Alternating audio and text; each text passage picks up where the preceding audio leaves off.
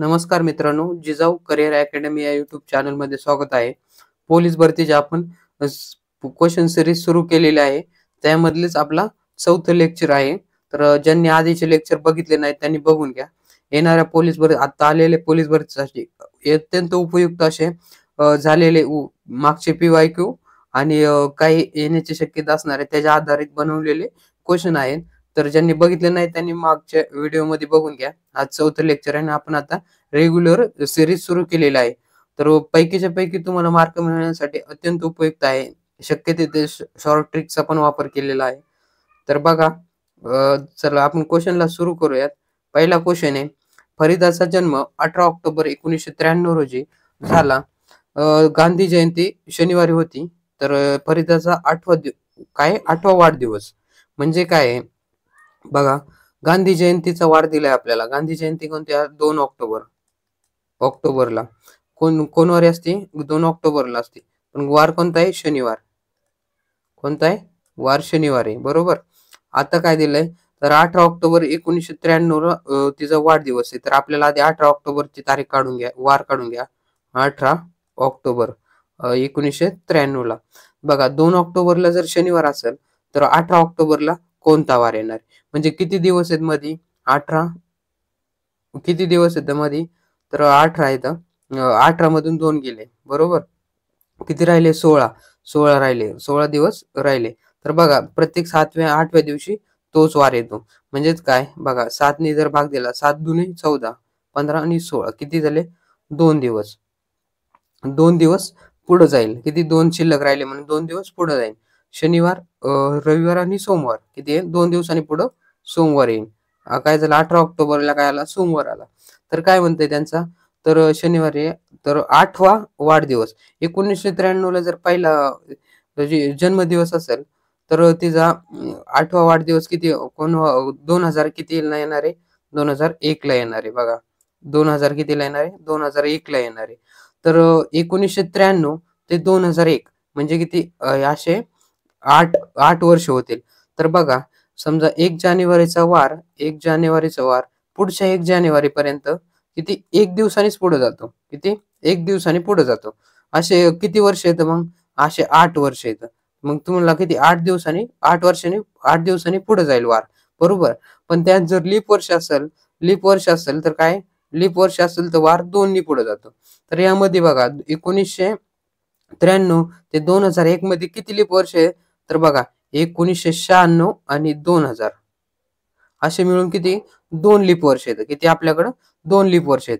हे 8 दिवसांनी पुढे जाणार आहे आणि हे 2 दिवस. 8 आणि 2 10. किती जाणार आहे?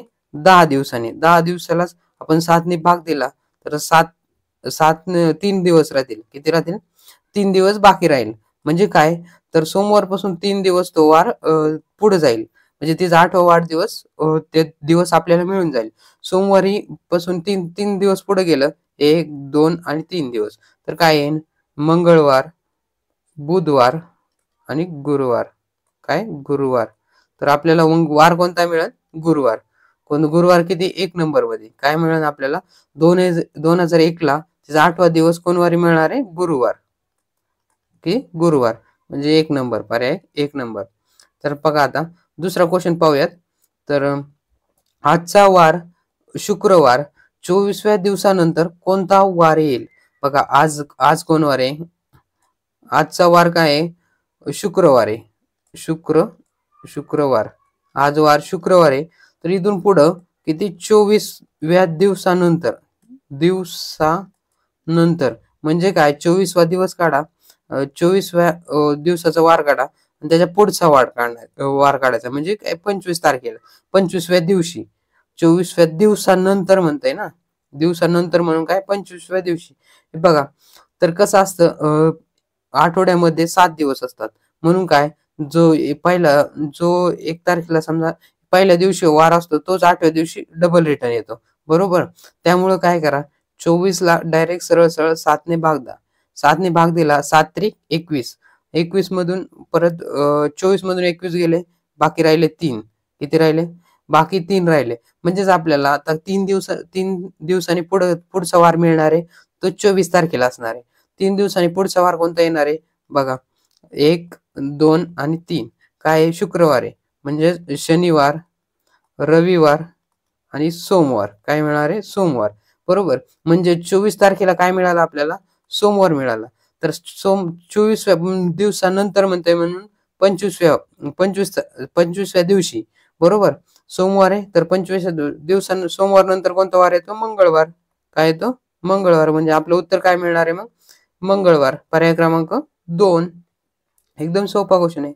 बघा आता पुढचा क्वेश्चन पाहूयात. मोहन दक्षिणेला चालतो आहे. तो डावीकडे वळतो, परत डावीकडे वळतो, परत पुन्हा डावीकडे वळतो.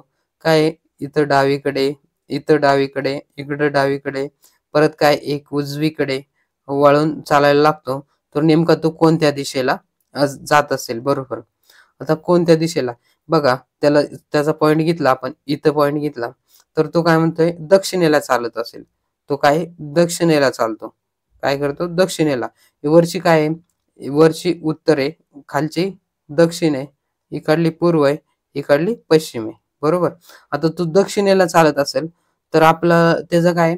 डावीकडे वळतो. आता त्याची डावी दिशा कोणती आहे? तर डावी दिशा ही आहे. कोणती? डावी. आणि ही काय? उजवी. ही काय? उजवी. तर तो डावीकडे सुरुवातीला काय? तो डावीकडे वळतो. बघा आता डावीकडे वळला, डावीकडे वळला, डावीकडे वळतो, परत डावीकडे वळतो, परत डबल काय? डावीकडे वळतो. आता परत डावी दिशा कोणती होणार? ही. तर तो परत डावीकडे वळतो, डावीकडे वळतो. इथं सुरुवातीला ही डावीकडे वळला, परत इकडे चालला, परत डावीकडे वळला, परत पुन्हा डावीकडे वळतोय. परत त्याची डावी दिशा कोणती होणार आहे? तर ही दिशा होणार आहे. डावी दिशा ही होणार आहे. काय? ही. या डावीकडे वळतो व परत काय? उजवीकडून वळून चालायला लागतो. तर असा डावीकडे म्हणजे पश्चिमेला चालला असेल तर त्याची उजवी दिशा कोणती होणार आहे? तर इकडं उत्तरेला, उत्तरेकडल्या साईडला. तर काय मग? उजवीकडे वळायला चालतो तर नेमका कोणत्या दिशेला जात असेल? तर कोणत्या दिशेला चाललाय? तर मग आता वरती कोणती दिशा असते? उत्तर. ही बघा वरती कोणती दिशा असते? उत्तर. आपलं फायनल आन्सर आलं उत्तर. बरोबर. तर ह्याचं जर ही दिशा जर कन्फ्युज होत असेल तर काय करा? आपण स्वतः बसलो तर आपण ज्या दिशेला आहे बघा, आपला उजवा हात ती उजवी दिशा, डावा हात ती डावी दिशा. जर आपण उत्तरेला चाललो असेल तर जे आहे असं राहते, उजवा हात उजव्या दिशेला, डावा हात डाव्या दिशेला. पण जर दक्षिणेला जात असेल आपण तर त्याच्या डायरेक्ट अपोजिट होते. म्हणजे आपण जे बसलोय त्याच्या अपोजिट असेल. डाव्या साईडला उजवा, उजव्या साईडला डावा होईल.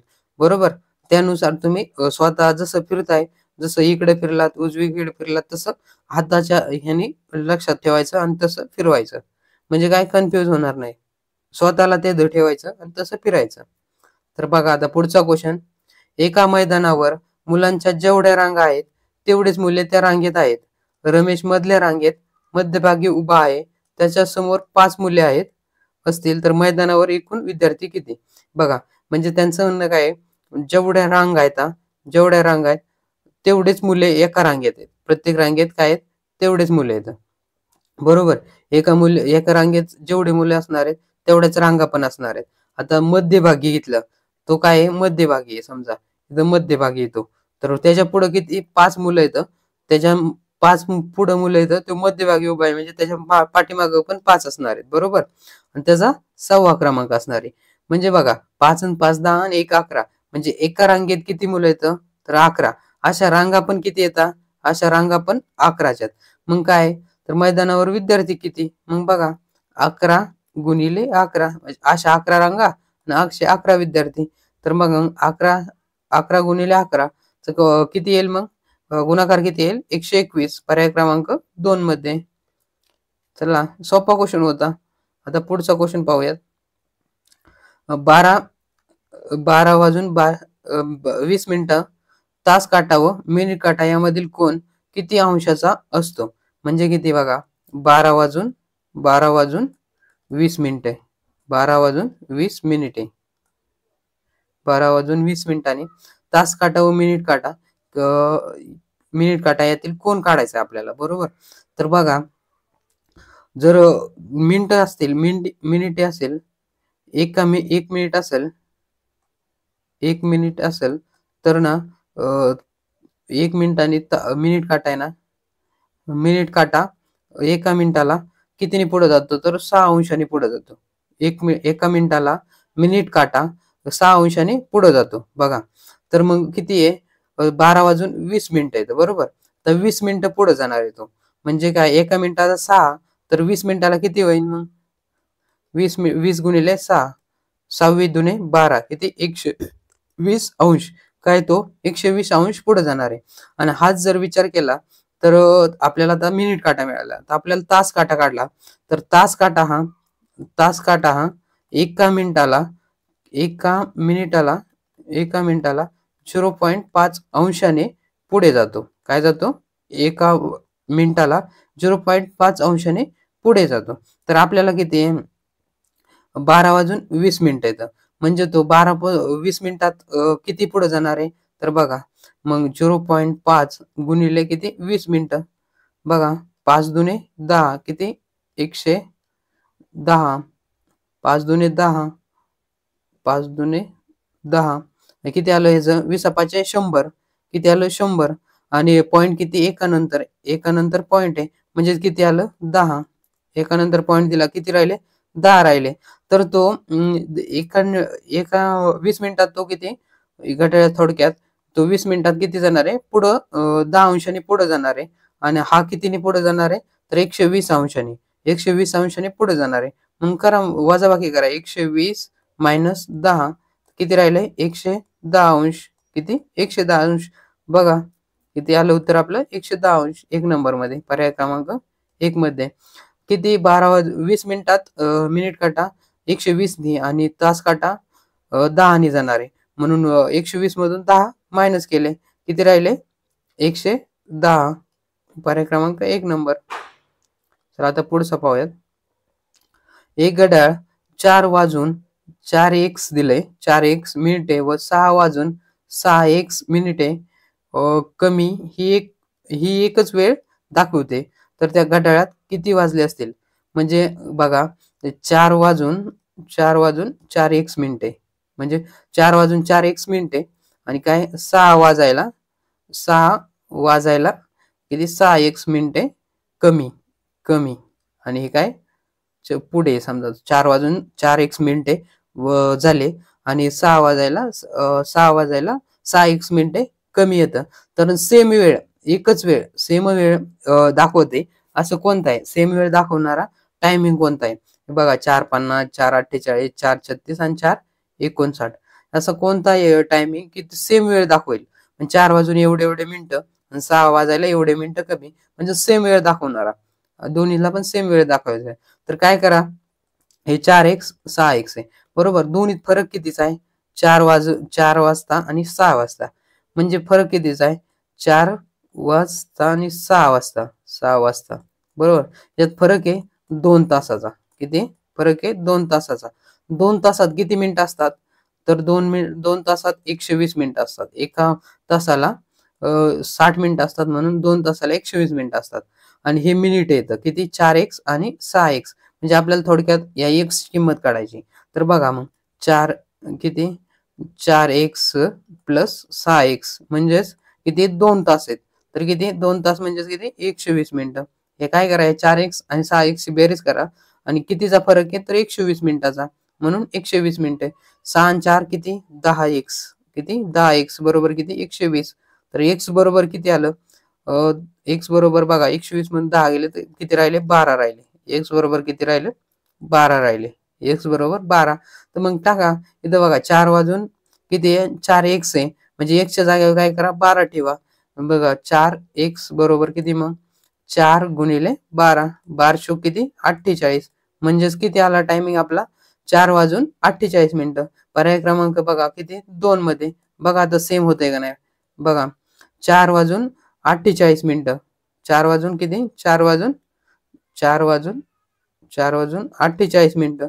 आणि आता 6 वाजायला सेम होते का बघा. 6x म्हणजे किती 6x, x च्या जागेवर 12 ठेवला, किती होईल मग 12 × 72 म्हणजे किती 6 वाजायला 72 मिनिटं कमी. तर बघा 6 वाजायला 72 मिनिटं कमी म्हणजेच किती होईल 4:48च होईल. कारण की हे 12 मिनिटं आणि ती किती मग 5 ते 6 दरम्यानचं अंतर किती 60 मिनिटं. हे 60 आणि हे 12 किती 72 मिनिटं कमी, म्हणून काय आलं, सेमच आलं आपलं 4:48. सेम टायमिंग किती आला, 4:48. एक्सची किंमत काढायची. एक्सची किंमत काढल्यानंतर मिळून जाते. बघा, प्रश्नचिन्हांच्या जागी कोणती संख्या, बघा 4, 6, 6, 16, 6, 62, 308. तर बघा ह्याच्यात कोणती वर्गसंख्या आहे का, तर वर्गसंख्या 4 आहे, 16 आहे, पण पुढच्या नाहीत. बघा दुप्पट करून बघा, याच्यात बरेचसे कॅल्क्युलेशन आहेत, ते करून बघायचे. पण याचं काय आहे, तर बघा 4च्या 4 आहे ना, 4च्या काय केलं, दुप्पट केले, 4च्या दुप्पट केले, 4 दुने 8, 8तून काय केलं, -2 केले, किती झाले बघा. वाटलंच तर डायरेक्ट घ्या.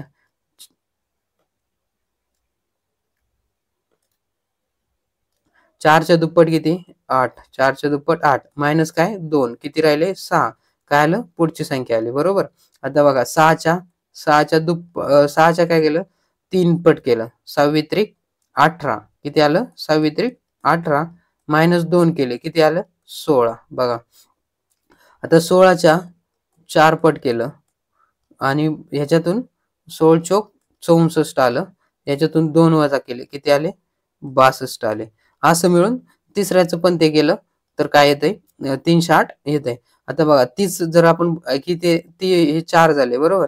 आता हे किती येईल, 62 गुणिले 5, किती येईल मग, 5 दुने 10, आज चाल 6 पंच 30 आणि 31, किती आलं, 31. 310तून 2 गेले, किती आले, 308. बघा इथं काय 2, 3, 4 आणि 5. आता काय येईल मग 6 येईल, आणि कोणती 308, 308 गुणिले 6, किती येईल, 8 सकून 48 आणि 6 18, किती 1848 -2, किती येईल मग, 1848 मधून 2 गेले, 1846.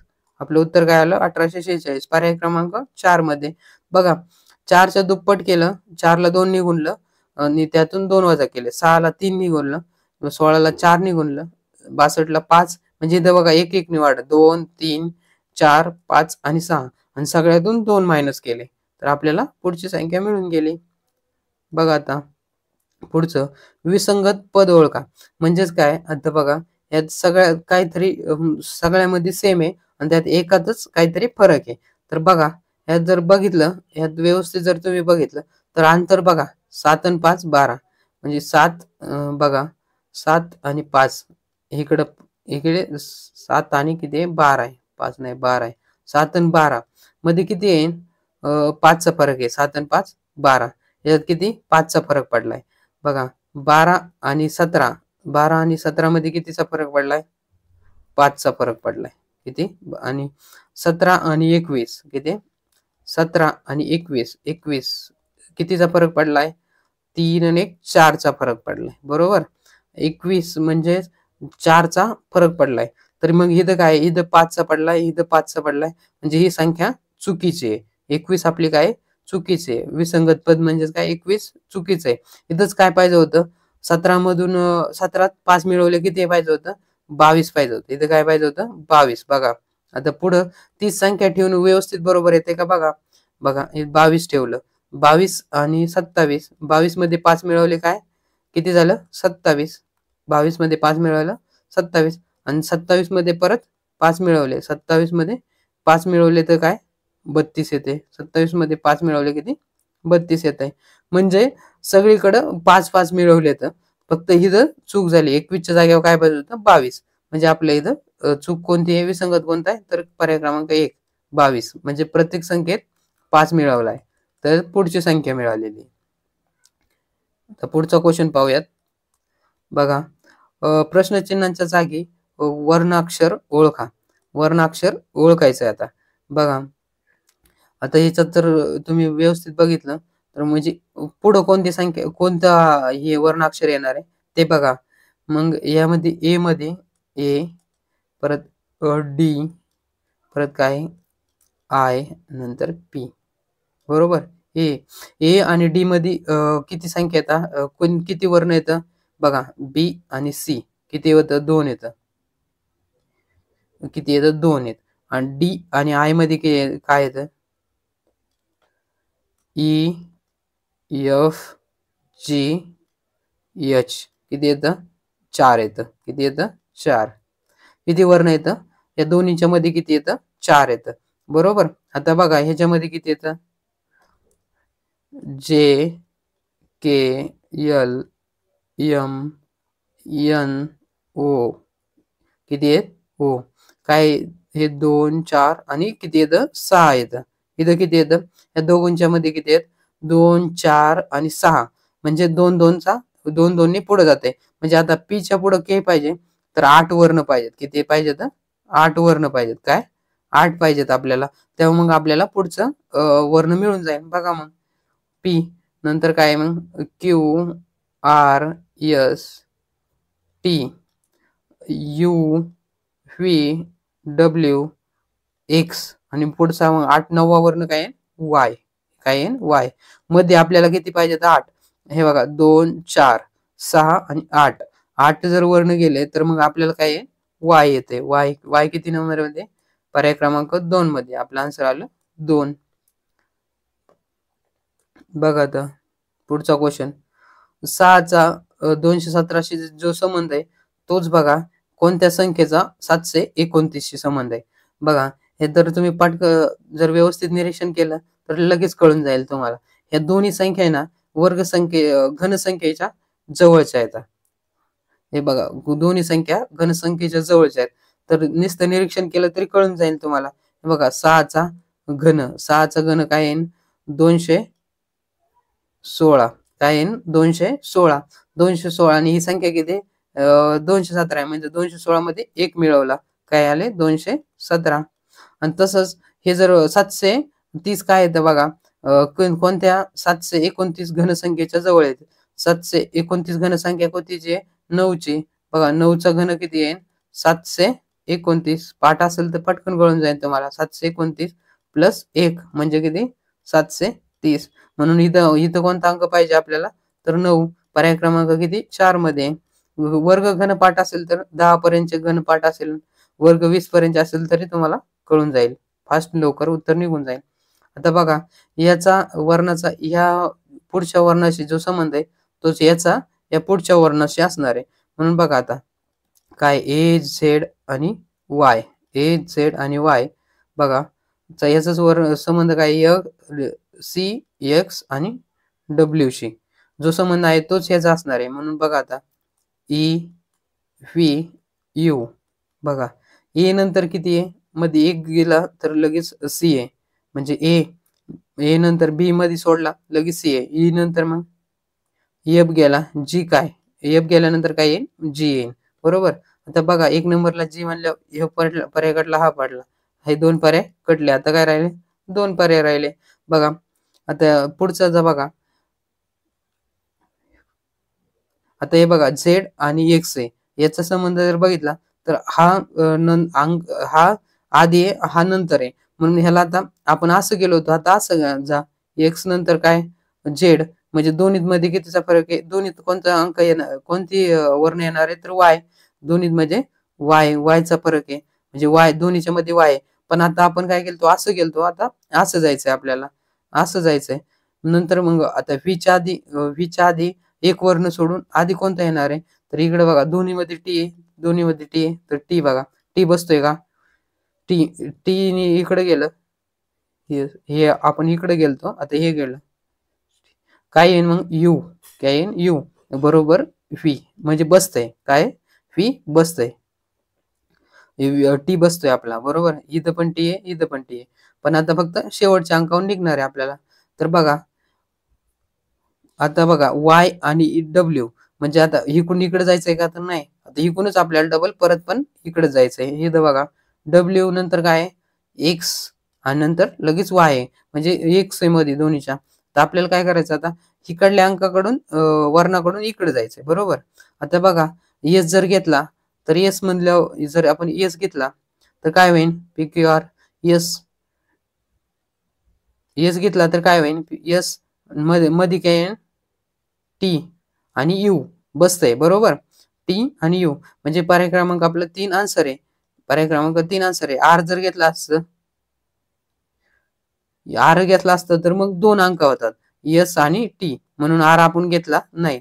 आर घेतल्यावर चुकतंय. फक्त काय एकच वर्ण आहे, एकच वर्णमध्ये तो टी आहे. म्हणून आपलं आन्सर काय आलं? जी, टी आणि एस. काय आलं आपलं? जी, टी आणि एस. बघा, एकने इकडे जायचंय आणि 2 अंक बाकीचे वर्ण आहेत त्यांनी रिटर्न येणं आहे. दोन्हीच्या मध्ये एक एक वर्ण आहे. बघा, हे जे जसं आहे तसंच याचं लगेच काढून घ्यायचं. बघा आता पुढचा, प्रश्नचिन्हाच्या जागी कोणता शब्द येईल? तर बघा, विद्यार्थी, शाळा. विद्यार्थी शाळेमध्ये कोण असतात? तर विद्यार्थी असतात. तसे क्रीडांगण, खेळाचं क्रीडांगण असतं. क्रीडांगणावर कोण असतात? म्हणजे कोण असतात? तर खेळाडू असतात. खेळ नाही, प्रशिक्षक असतात. पण काय इथं पण शाळेत शिक्षक असतात. पण काय विद्यार्थी दिलेले ना आपल्याला. शिकण्यासाठी कोण येतं? तर विद्यार्थी. तसं क्रीडांगणावर शिकण्यासाठी कोण येतं? तर खेळाडू. काय पर्याय क्रमांक 2 सोपं आहे. बघा आता पुढचा क्वेश्चन. फ्रॉम हा शब्द DMTO या संकेताक्षरात लिहिला आहे. STOP हा शब्द कोणत्या संकेतात लिहिला जाईल? तर बघा, ज्यांचा ह्यांचा वर्षांचा जो संबंध आहे तोच खाली आहे. बघा मग, FORM चा संबंध काय नावाशी आहे? DMTO आहे. तर आपल्याला काय स्टॉप या शब्दाचा संकेताक्षर कोणतं आहे ते लिहायचं आहे आपल्याला. STOP. बघा, STOP. आता ह्याच्यात संबंध काय बघा. आता जर तुम्ही एफ बघितला तर याच्यात 12 कडे आपल्याला आधी काय इकडला हे वर्ण आधी इकडला येतो, इकडला नंतर येतोय. आपल्या या दोन्हीत फरक किती? EF म्हणजे काय? या दोन्ही मध्ये कितीचा फरक आहे? तर 1 चा फरक आहे. किती? 1 चा फरक आहे. ई येते मध्ये, फक्त काय येते? ई येते. दोन्ही मध्ये काय फरक आहे बघा. काय फक्त काय येते? दोन्ही मध्ये काय फरक येते? ई येते. EF. परत बघा, आता डबल काय केलं? एम नंतर इकडे आलात. एम, NO म्हणजे काय? 1 चा फरक आहे, बरोबर. मध्ये एक एक वर्ण आहे. तसंच आता इकडल्यातून इकडे जायचंय आपल्याला, बरोबर. QRS. क्यू, इथं जर आपण क्यू घेतला, क्यू मध्ये काय येईल मग? इकडे जाणार आहे आपल्याला, असं जाणार आहे म्हणजे क्यू नंतर QRS म्हणजे हे बसतोय. क्यू बसतोय, क्यू बसतोय, क्यू बसतोय. म्हणजे फक्त आपल्या पर्याय क्रमांक 3 काढला. क्यू बसतोय. आता नंतर परत काय इकडल्याच वर्णानुसार एकनी कमी करायचा आणि मग टी येतोय. बघा, यू घेतलं तर यू, VWX म्हणजे व्ही तर नंतरचाच आहे, हे बसत नाही. आर घेतला तर एस आणि टी म्हणजे आर जर घेतला तर बसतोय आपला. आर जर घेतला ना, एस फक्त येते मध्ये, एस नंतर टी म्हणजे आर येतोय, QR येतोय. बघा, QR हा पण पर्याय काढला. आता 2 राहिले तर बघा. आता पुढचं दुसऱ्या हे 2चं लॉजिक झालं. त्याच्या पुढचं RST म्हणजे आरच्या नंतर काय आता पुढे गेलंय, परत 2नी पुढे गेलंय. बघा, RS मध्ये काय आला? एक वर्ण आला आपल्याला, काय? यस. आता 2नी पुढे जायचंय की ओ, नंतर ओनी 2नी पुढे, 1नी पुढे गेला, ओ मध्ये 1 टाकला, ओ पी टाकला, तर पुढे काय येईल? क्यू येईल, बरोबर. क्यू, QRQ काय आलंय? QRQ. तर एम नंतर NO म्हणजे काय? परत काय? फक्त एन मध्ये आला, नंतर त्या पुढे वर्ण आला. आता पी नंतर आणला, पी नंतर पुढचा, पी नंतर काय? पी, क्यू आणि पुढे काय येईल? 1 मध्ये टाकलं तर आर. काय म्हणलं? QR. काय आलं? QR. आपलं आन्सर आलं QR. किती? पर्याय क्रमांक 2 मध्ये. पर्याय क्रमांक 2 मध्ये जो संबंध आहे तोच पुढच्याचा लावायचा. त्यानुसार तुम्हाला एका एका अक्षराने जरी गेलं तरी पण कळून जाते, कारण की सगळं एकदाच केलं तर पुढचं परत लक्षात राहणार नाही. त्यामुळे काय करा, एका एकानेच पुढे जा. तर बघा काय म्हणताय, घोड्याला वाघ म्हटले, बैलाला हत्ती म्हटले, हत्तीला बैल म्हटले, वाघाला सिंह म्हटले. तर शिंगे असणारा प्राणी कोणता आहे? आपल्याला काय विचारलंय? शिंगे असणारा प्राणी. तर शिंग कशाला असतात? शिंग असतात यामध्ये घोड्याला नसतात, वाघाला नसतात, हत्तीला नसतात, सिंहाला नसतात. शिंग असतात फक्त बैलाला, बरोबर. काय असतात? शिंग असतात बैलाला. पण इथं काय म्हणलंय? बैलाला हत्ती म्हटले. काय म्हटले? बैलाला हत्ती म्हटले. मग आपलं उत्तर आहे हत्ती. बैलाला हत्ती म्हटले म्हणून हत्ती उत्तर येईल आपलं. चला पुढचा क्वेश्चन बघू. राहुलची आई ही मोनिकाच्या वडिलांची एकुलती एक मुलगी आहे. राहुलची आई ही मोनिकाच्या वडिलांची एकुलती एक मुलगी आहे. तर मोनिकाच्या पतीचे राहुलशी नाते काय? बघा आता काय राहुल, थोडक्यात आता जे कॅरेक्टर आहे ते लिहून घ्या. बघा काय राहुल, राहुल काय म्हणताय, राहुलची आई. आता राहुलची आई, राहुलची आई काय राहुलची आई ही मोनिकाच्या वडिलांची एकुलती एक मुलगी, म्हणजे मोनिकाच्या वडिलांची एकुलती एक मुलगी आहे. बरोबर. म्हणजेच राहुलचे कोण येणार आहे, वडील म्हणजेच आजोबा येणार आहेत. आजोबा आहेत. आजोबाची एकुलती एकच मुलगी आहे, म्हणजे त्यांना एकच मुलगी आहे. मग मोनिकाच्या वडिलांची एकुलती एक मुलगी. आईचंच नाव काय असणार आहे मग? मोनिका असणार आहे. काय असणार आहे? मोनिका. कारण की एकच मुलगी आहे ना त्यांना, एकच मुलगी म्हणजे आईचं नाव काय असणार आहे? मोनिका. तर मग आता मोनिकाचा काय, मोनिकाचा पती म्हणजे हिचा पती, पती हिचा कोण येणार आहे? पती. पतीचं राहुलशी नाते काय? म्हणजे मोनिकाच्या पतीचे राहुलशी नाते काय? म्हणजेच ह्याचं काय असतं, मोनिकाच्या पतीचे राहुलशी नाते म्हणजे काय, तर राहुलचा मोनिकाचा पती कोण आहे? राहुलचा मोनिकाचा पती कोण आहे? तर आई आहे. आईचा पती कोण असतो? तर वडील असतात. मग पर्याय क्रमांक आपला काय 2 नंबर मध्ये काय आहे? उत्तर येईल आपलं वडील. हे वाक्य ना उलट करायचं. मोनिकाच्या पतीचे राहुलशी नाते काय, ह्यालाच उलट करायचं. राहुलचं मोनिकाच्या पतीशी नातं काय, म्हणजे तुम्हाला उत्तर बरोबर मिळून जातं.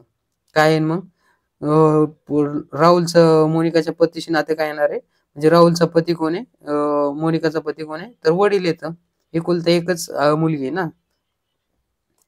बघा पुढचा क्वेश्चन. जर राधा सुनीतापेक्षा तरुण आहे पण रीतापेक्षा मोठी आहे. बघा काय, राधा सुनीतापेक्षा तरुणी, तरुणी म्हणजे काय, तरुणी म्हणजे काय, तर मोठी आहे. काय होतं बघा, मोठे लहान मोठे करून करून घ्या. राधा सुनीतापेक्षा तरुण आहे. काय जर इथं राधा घेतली, राधा काय, राधा सुनीतापेक्षा तरुण आहे. तरुणी म्हणजे काय, लहान आहे. राधा कुणापेक्षा, राधा सुनीतापेक्षा तरुण आहे. काय सुनीता, सुनीता मग सुनीता काय होईल, मोठी होईल. काय होईल, सुनीता काय होईल, मोठी होईल. तरुणी म्हणजेच लहान असते ना. तर बघा पण रीतापेक्षा मोठी आहे. राधा सुनीतापेक्षा लहान आहे, पण कोणापेक्षा मोठी आहे, तर रीतापेक्षा. कोणापेक्षा, रीता, रीतापेक्षा मोठी आहे. बरोबर. रीता गीतापेक्षा मोठी आहे. रीता कोण आहे, रीता गीतापेक्षा मोठी. कोणापेक्षा, रीता ही गीतापेक्षा मोठी आहे. श्याम रीतापेक्षा मोठा आहे. श्याम आहे हा रीता आहे. रीता, आता इथं रीता, रीतापेक्षा श्याम मोठा आहे. रीतापेक्षा श्याम मोठा आहे. रीतापेक्षा श्याम मोठा आहे, पण राधापेक्षा लहान आहे. हा राधापेक्षा लहान आहे. म्हणजे काय, रीता आणि श्यामच्या राधाच्या मध्ये काय येत आहे, श्याम येणार आहे. काय येणार आहे, श्याम येणार आहे. राधापेक्षा तरुण आहे, रीतापेक्षा मोठा आहे पण राधापेक्षा तरुण आहे. म्हणजे इथं येणार आहे तो, तर सर्वात तरुण कोण, सर्वात तरुण म्हणजे काय, सर्वात लहान कोण. तर बघा मग काय येणार आहे, आपल्याला उत्तर येणार आहे गीता. कारण की रीता आणि राधाच्या मध्ये श्याम आहे, आणि सुनीता तर सुनीता सगळ्यात मोठी, आणि सगळ्यात तरुण कोण आहे मग, तर सगळ्यात लहान म्हणजेच तरुण गीता आहे. उत्तर आपलं पर्याय क्रमांक 4. बघा तर एका संख्येला 4 ने गुणून 8 ने भागले होते, परंतु चुकून 8 ने गुणले व 4 ने भागले, तेव्हा उत्तर काय मिळालं आपल्याला, 16. तर बरोबर उत्तर काय, काय म्हणताय, एका संख्येला 4 ने गुणले, एका संख्या थोडक्यात एक संख्या x धरली, त्याला 4 ने गुणले 8 ने भागले. काय, एका संख्येला 4 ने गुणून 8 ने भागले होते. बरोबर. परंतु काय, चुकून 8 ने गुणले, म्हणजे तीच संख्या आहे, त्या संख्येला काय चुकून 8 ने गुणले व 4 ने भागले. काय, 4 ने भागले, तेव्हा उत्तर काय मिळालं आपल्याला, तर 16. उत्तर काय मिळालं, 16. बघा मग 4 1 4, 4 2 8, काय मिळालं, तर बघा इकडे गुणिले इकडे गेल्या भागिले होते, म्हणून x बरोबर काय होईल, 16 भागिले 2. बे 1 बे 8 16. तर x बरोबर किती मिळालं आपल्याला, 8 काय मिळाला x बरोबर 8. तर x बरोबर 8 इथं ठेवा. इथं x च्या जागेवर 8 ठेवा. 8 गुणिले 4 भागिले काय आहे 8. मग 8 8 कटले राहिले किती 4 शिल्लक. म्हणून x बरोबर काय मिळालं आपल्याला म्हणजे किती मिळालं भागले तर बरोबर उत्तर काय मिळालं आपल्याला 4. बरोबर उत्तर मिळालं 4. याचं उत्तर बरोबर हे मिळालं 4. आता बघा खालील आकृतीत एकूण किती त्रिकोण आहेत आपल्याला काय काढायचे त्रिकोण काढायचे बरोबर. तर पहा त्रिकोण काढायचे तर अशी जर आकृती असेल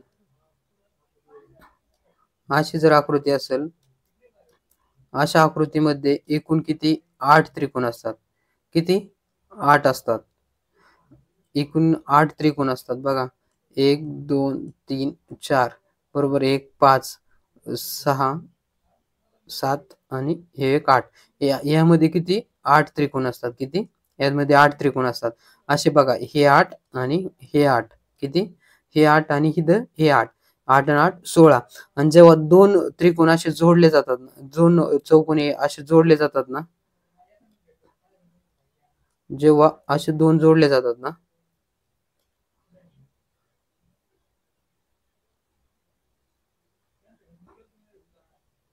असे जेव्हा दोन जोडले जातात ना तेव्हा इथं दोन त्रिकोण तयार होतात. काय होतात इथं दोन एक्स्ट्रा या मधल्या लाईन मुळे दोन एक्स्ट्रा त्रिकोण तयार होतात. बघा हा एक त्रिकोण तयार होतो आणि हा एक त्रिकोण तयार होतो. असा एक त्रिकोण तयार होतो आणि हा एक त्रिकोण तयार होतो बरोबर मधल्या रेष जोडल्यामुळं. म्हणजे बघा हे दोन झाले हे किती झाले या जॉईंट मुळे किती 2 तयार झाले बरोबर. काय झालं 8 आणि 8 16 किती हे 16 आणि हे 16 आणि हे किती 2 16 आणि 2 18 आणि हा एक त्रिकोण हा काय हा खालचा एक सेपरेट त्रिकोण आहे. म्हणून काय 18 प्लस 1 म्हणजे किती 19. आपलं उत्तर आलं 19. किती 19. हे बघा हे 8 आणि हे 2 8 आणि 8 16 16 आणि 2 18 18 आणि हे सेपरेट एक त्रिकोण दिलाय म्हणून किती झाले 19. आपलं उत्तर आलं 1 नंबर मध्ये. तर पुढचा क्वेश्चन पाहू. एका व्यासपीठावर एकूण 8 पाहुणे होते. त्यापैकी प्रत्येकाशी एकदा हस्तांदोलन केले तर एकूण किती हस्तांदोलने होतील. बघा व्यासपीठावर किती पाहुणे आहेत 8. तर ह्याला शॉर्ट फॉर्म आहे. तर 8 एकूण किती जण आहेत 8 जण आहेत. तर काय करायचं त्याच्या आधीचा अंक घ्यायचा 7 आणि त्याला भागिले 2 करायचं.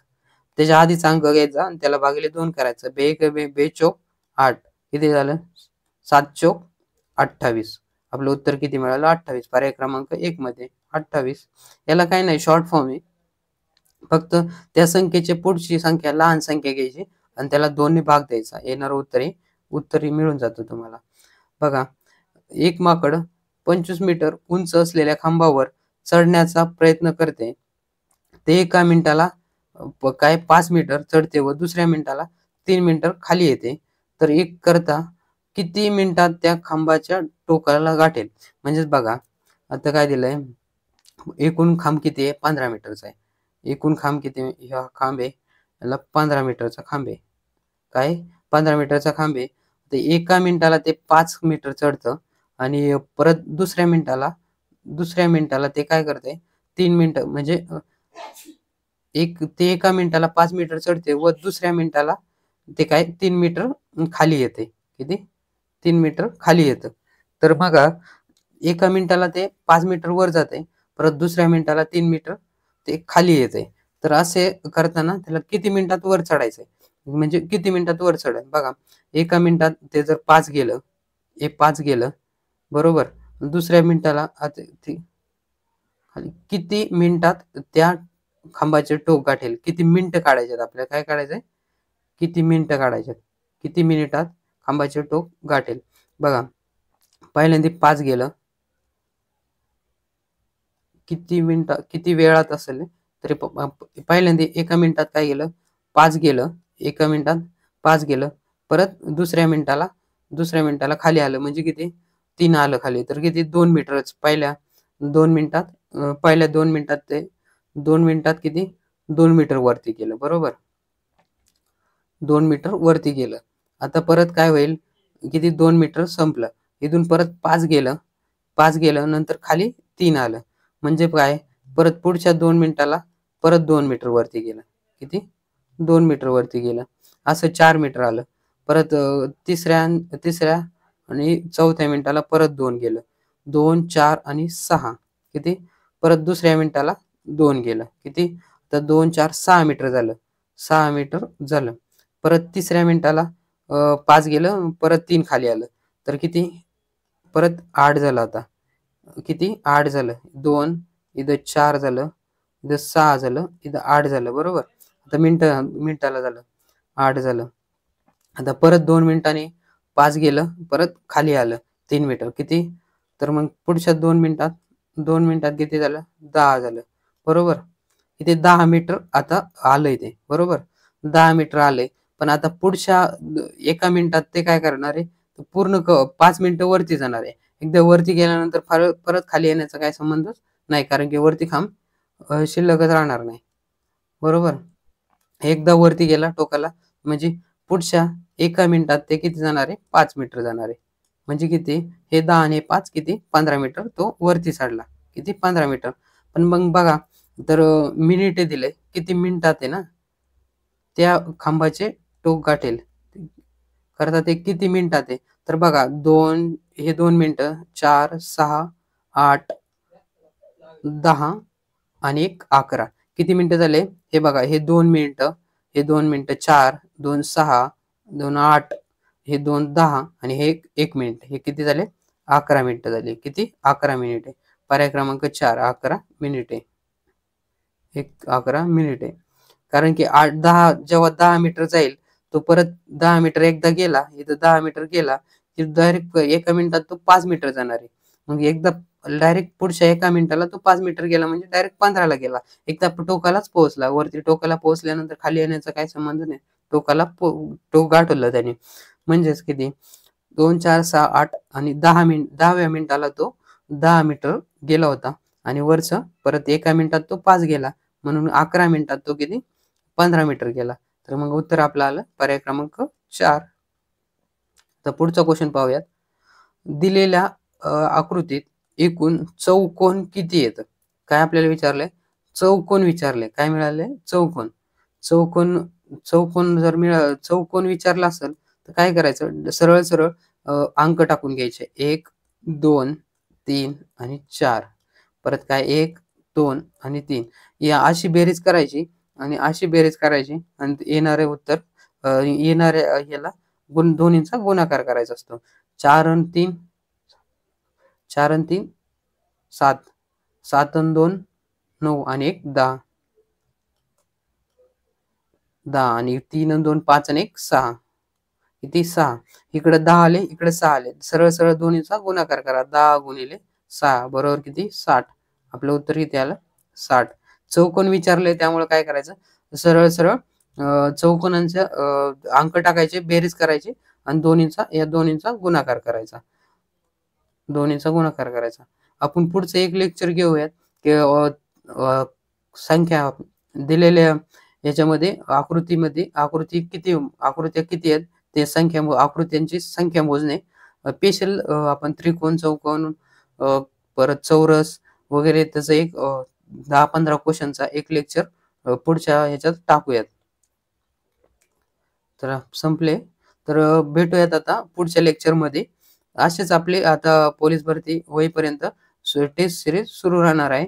तर चॅनलला सबस्क्राईब करून ठेवा आणि बेल आयकॉनला क्लिक करून ठेवा, कारण की तुम्हाला नोटिफिकेशन मिळून जाईल.